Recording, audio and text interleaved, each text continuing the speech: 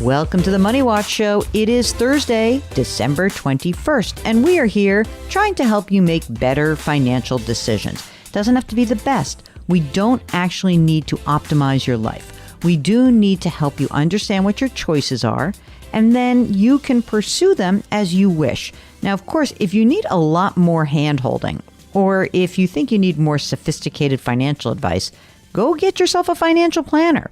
And if you want to give us a holler and we can try to help you see what type of planner you could use, that's easy too. Just go to JillOnMoney.com, click the Contact Us button, and we'll get your note. Don't forget, while you're on the website, you can buy my book, The Great Money Reset. I wrote this book with great love. It was published earlier this year, and it really was a way to help people think about big decisions in their lives, resetting different aspects of their lives without blowing up their finances. So you can buy The Great Money Reset wherever you buy books, or again, just go to JillOnMoney.com and we have a link there. Right now, let's talk to Jason from Michigan. Good morning. Yeah, I just have a question concerning my retirement. I'm putting in roughly 25%. My employer matches 7%. I'm thinking about reducing that percentage. I would like to maybe venture off into maybe more of a real estate. Could you pick a worse time in a cycle to start talking about real estate, Jason? Did you want to? I could not. Yeah, okay. Did you want to? Maybe it's too bad you missed 2005. Too bad you missed that peak. How much do you make, Jason? I make about $80,000 a year. And are you single? Divorced with 2 children. Holy crap! You're so young. How old are you? 38. 38. Okay. You're putting 25% away. You've got 2 kids. Are you paying alimony or child support or both? Neither. Neither. Are you receiving child support or alimony or both? Nope. Okay. Well, you had such a nice divorce. How come I never did that, Mark? My breakups were so bad. Not surprising. I mean, he's like nice guy in Michigan. Yeah. No, I have to scorch the earth to get out. I think he's still friendly with his. Are you? Are you friends with her or him? We do co-parenting well, yes. I don't know what that's about. Mark, I told you this, that I don't know what that's about right now. I mean, lesbians stay friends with their exes except me. I have no interest, except my high school boyfriend, who I'm very close with. All right. So, Jason, how is your cash flow putting 25% away on your $80,000 salary? It's not bad. So I don't have any debt. My house is paid for. It's just, I guess maybe right now extra is maybe $1,000 a month. You have $1,000 a month extra beyond the 25% that you're putting into retirement. Yep. How much is the house worth? $325.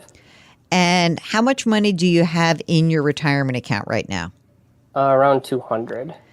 Okay. How old are the kids? 6 and 9. What are you doing for education for these kids? So I don't have a 529. I have an UTMA for each of them. One has 15 and the other one has 20 in it. Why no 529? I wasn't for sure if they were going to go to college at the time. What do you think now? Probably, luckily the school they go to, they would get like 2 years free at community college and fingers crossed, maybe scholarships or cash float at the time. Tell us some more. The $200,000 in retirement, what about money that's in non-retirement? Oh, and is that retirement a traditional or Roth? Roth, 401k. Okay, great. What about other money that is not in retirement plans? What do you have? I have about $10,000 in emergency fund, and then I have about $40,000 in high yield savings account. Okay, great. Do you have any brokerage account, or that's the 40 and the 10 are it? Oh, not much, like $1,000 or something in a brokerage account. Most of my extra income goes to my 401k just because I get Roth through work.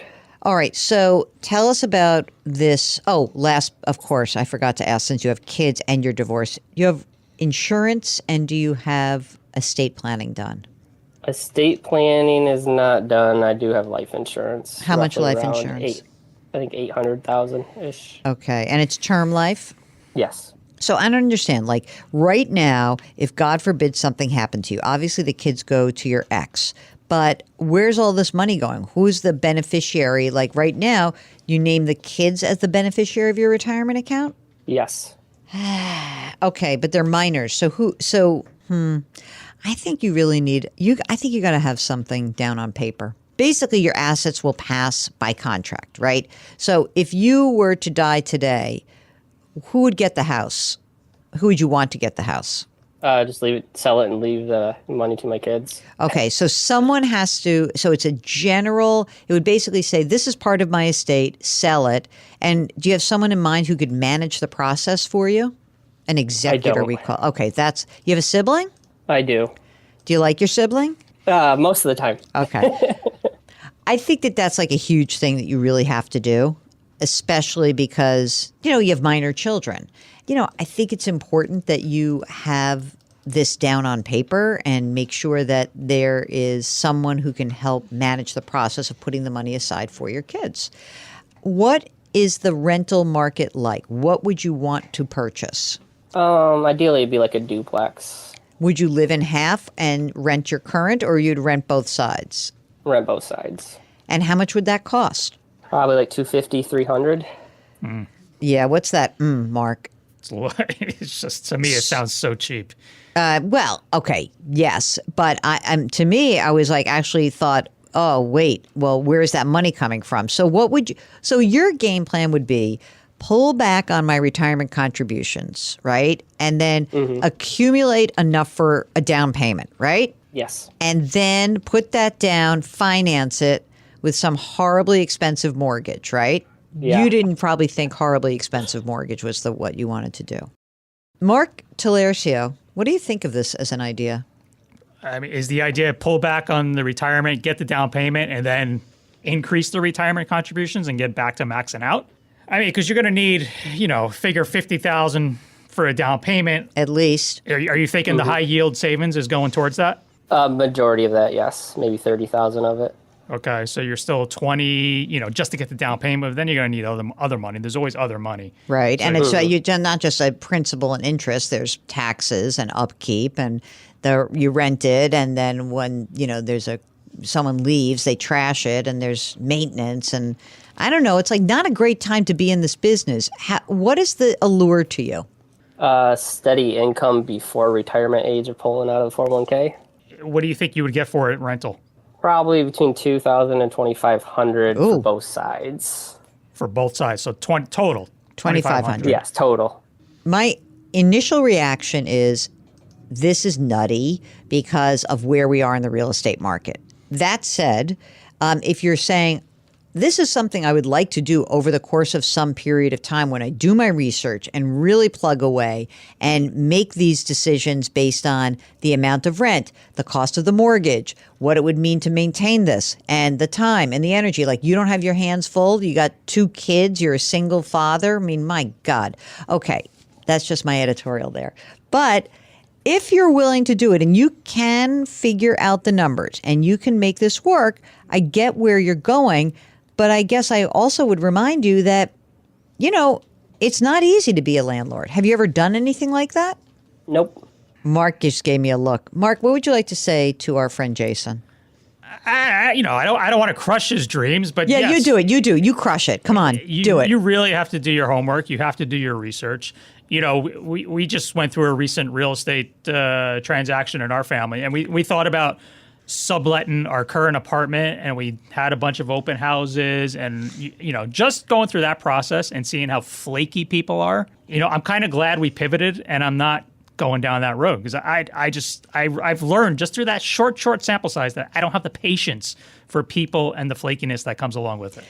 I just want you to be careful. There may be other ways for you to have a side hustle and gig income, and this may be a good way, but it's not like you're saying, oh, I'm buying this with a 4% note. Like, you can't get rent. I don't even know what you could get for a mortgage for rental property. It's probably, closer to 8 than the 7 that is for a 30-year fixed, or even 6. I would say if this is something that really is exciting to you, I would keep doing research. I would talk to people who are doing it in your area and find out, where do I find this? I'm very intrigued. It just so happens I was with one of my coworkers today. You'll like this, Mark. One of the women who does hair at CBS, right? She goes, oh, guess what I did? I said, what's that? She goes, I bought a studio apartment in Queens. I said, to live there? She goes, no.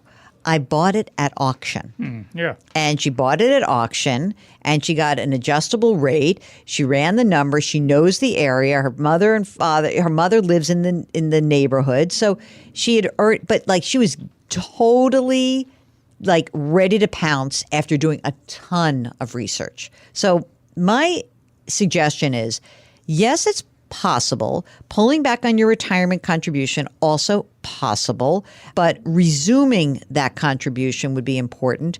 And I also think that if you believe your kids are going to be going to college, community college, and then maybe finish those 2 years at a state school, I would replace the UTMA with a 529 because the tax benefit is just awesome.